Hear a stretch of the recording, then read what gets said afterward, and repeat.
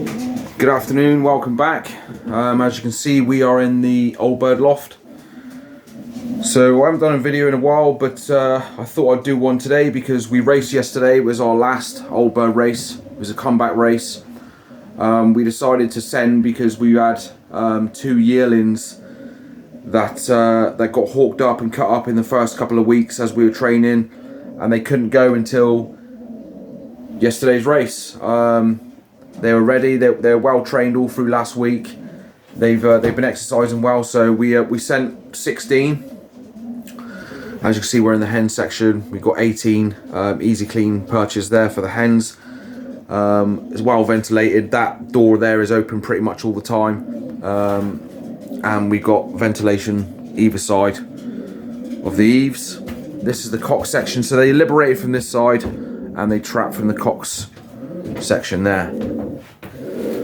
So as you can see, I mean, not all of these pigeons race, so you know it looks as if we got good returns. But I mean, that hen there doesn't race. All these pigeons that don't race were here because we couldn't fill the quota of hens through young birds because we didn't have enough hens. So we used the old hens from when we was racing Widderwood. So just to keep the cocks happy, you've got to keep the opposite sexes happy. So you know, that's what we did. We got the hens broken to this loft, and we're short on hens. We will use them in the future. So I mean, we've got 7 back out of 14 from 100 miles, 109 miles to be exact. And for us, that's not good enough. That's absolutely shocking. But it wasn't the pigeons' fault, I don't believe. We've had birds. The birds that we've lost yesterday, bar the 2 yearlings, they've all flown 200 plus miles.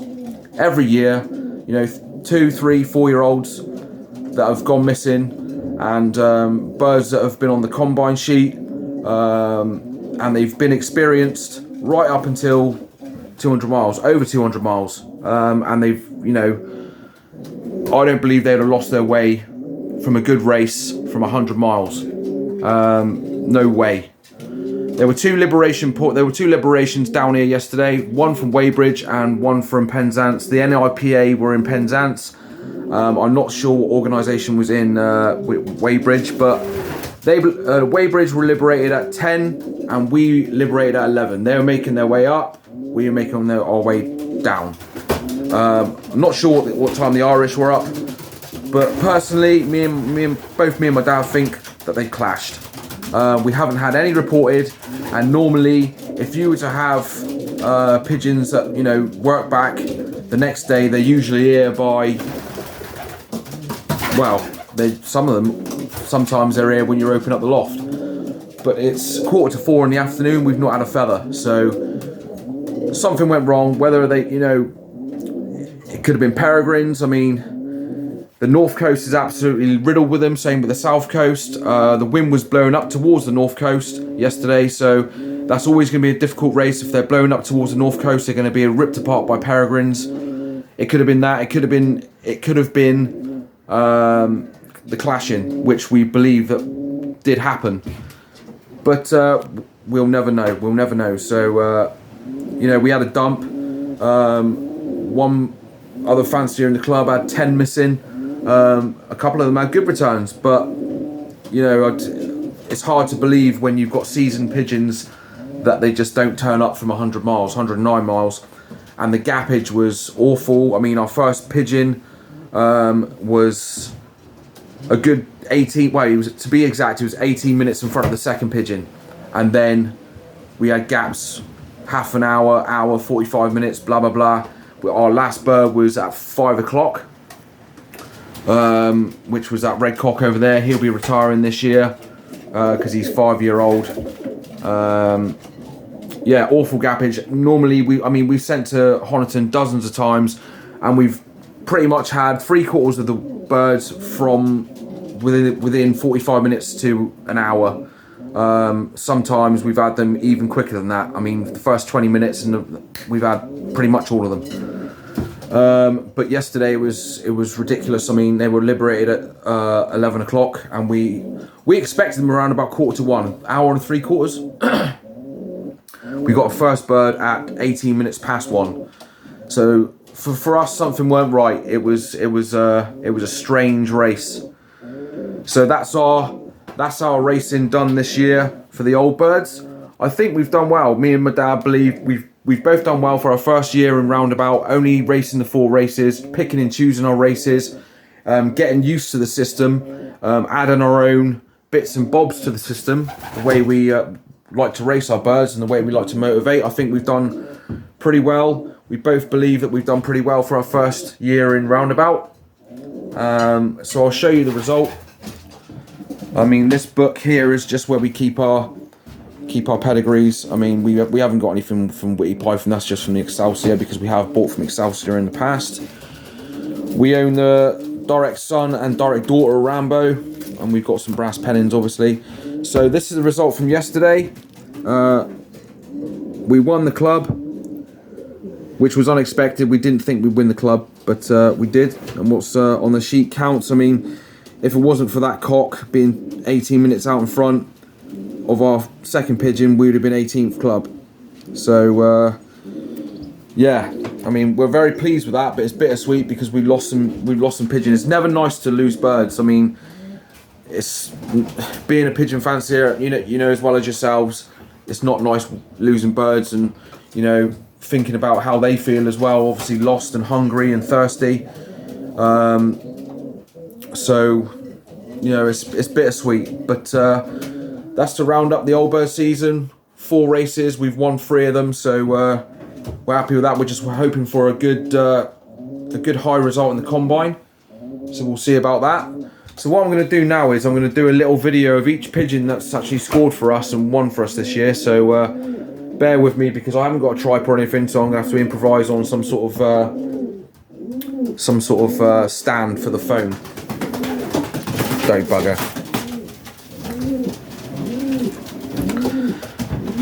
Right, so we'll close this up a sec. Put you on pause. Ooh. So hopefully you can see this. It's just I'm literally putting the phone against the nest bowl. So this is the 88 hen.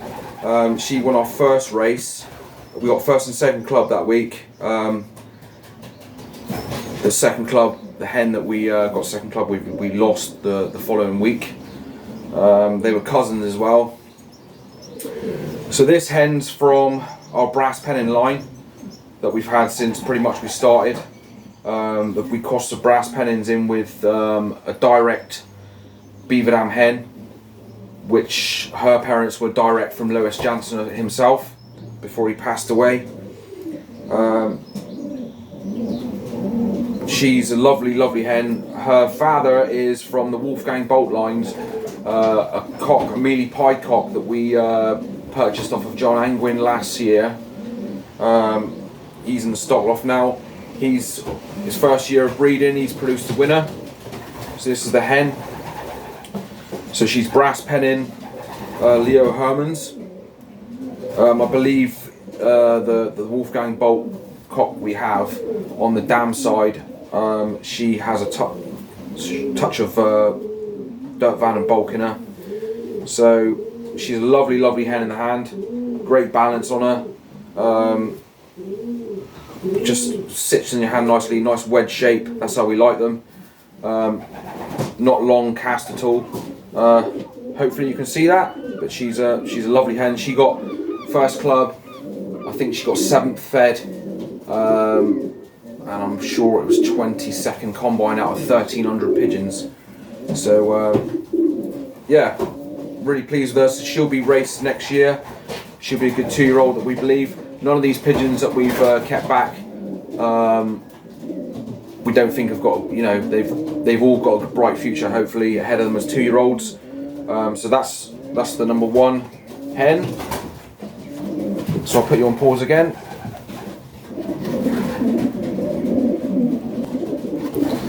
So this is our second race.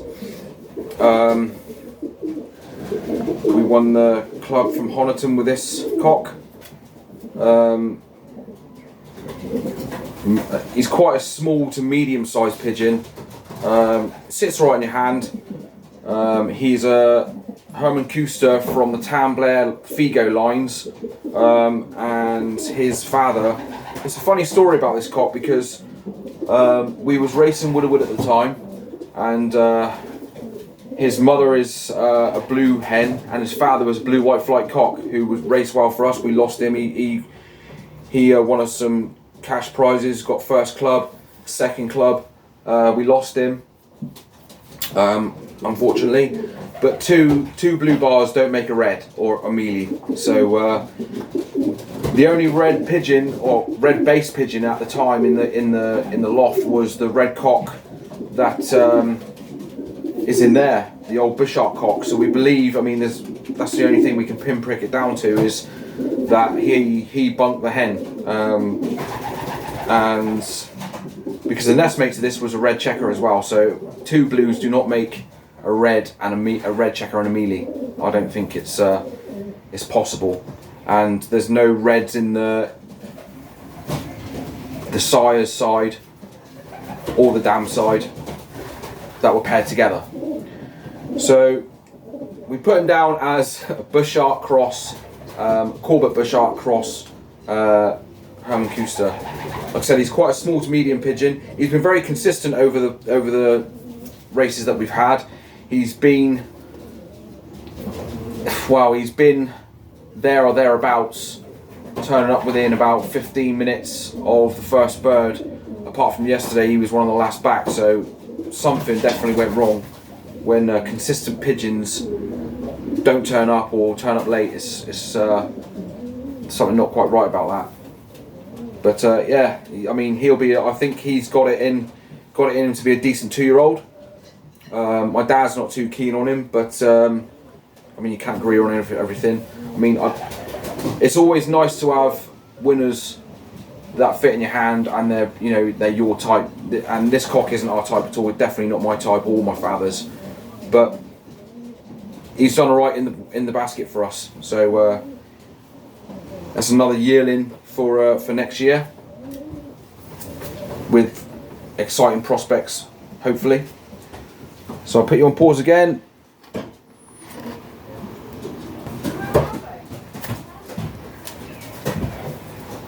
Last but not least, this is the cock that won yesterday from a difficult race. We believe it was definitely a difficult race when you've got good pigeons that go missing. So this cock here is a Gabby Van Beely cross Herman Kuster. Again, the Figo lines, Tamblair, and the lines of the Gabby Van Beely are from the Rolls Royce lines and the Sissy lines. Me and my father both agree that the reason, well, I say it wasn't the whole reason, but Gabbies are hard pigeons. They're good on a hard day, and we believe that he came through 20 minutes in front of the second pigeon, and we think the Gabbies had something to do with that, definitely. The Gabby side of him. They're good pigeons. They're good R pigeons on a good, a hard day. He won best in show at Royal Cornwall, and he's in cracking condition. I mean, it doesn't even look like when he came back, it didn't look like he was even been anywhere. Lovely cock. And he done well for us yesterday. So he's 2-year-old. I mean, they start slowing down obviously after that, but he'll be definitely in the race team next year. So there you go, guys. That is the conclusion to the old bird season. I will do another video shortly on the young birds, and we'll let you know how I get on training.